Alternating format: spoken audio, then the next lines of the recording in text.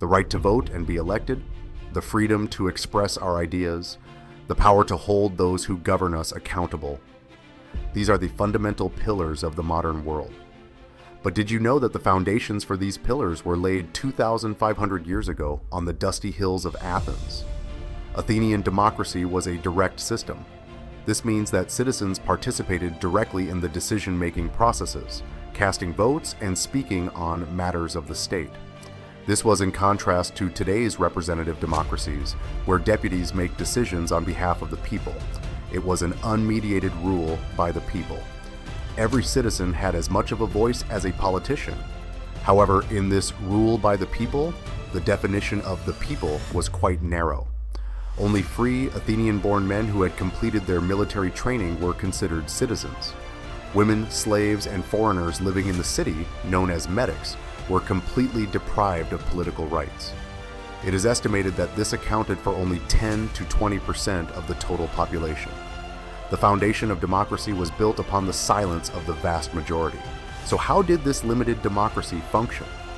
At its heart was the ecclesia, or the People's Assembly, where all citizens gathered to vote on laws.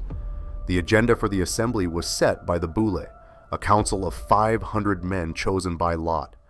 Decisions were made by a show of hands after extensive debate. Alongside the legislative and executive branches, the judiciary was also directly in the hands of the people. In the popular courts, known as the dicasteria, vast juries composed of hundreds, sometimes even thousands, of citizens would hear cases.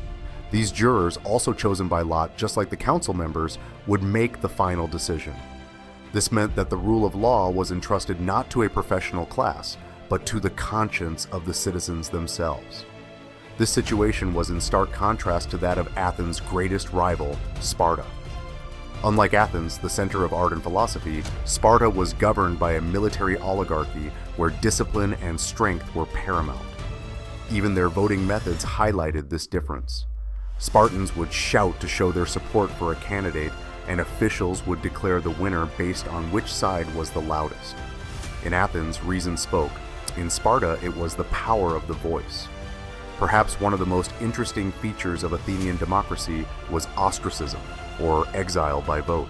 Citizens would write the name of a politician they considered dangerous to the democracy on a piece of pottery known as an ostracon. If enough votes were cast, that person would be exiled from the city for 10 years without any specific charge. This was a radical safeguard against tyranny, but this golden age did not last forever. The devastating Peloponnesian Wars between Athens and Sparta deeply wounded the democracy. The city was exhausted economically and militarily. Political instability increased, and eventually, with the independence of Athens lost, the experiment of direct democracy also faded into the pages of history. The Athenian experiment was flawed, it was limited, and it ultimately came to an end. So why is it still so important? Because it showed us for the first time that the power of the people was not a fantasy, and that ordinary people could govern themselves. Every vote we cast today, every debate held in Parliament, every idea we defend is a reflection of the fire that was lit on those hills. Athenian democracy may have died, but its legacy lives on in the DNA of our modern world.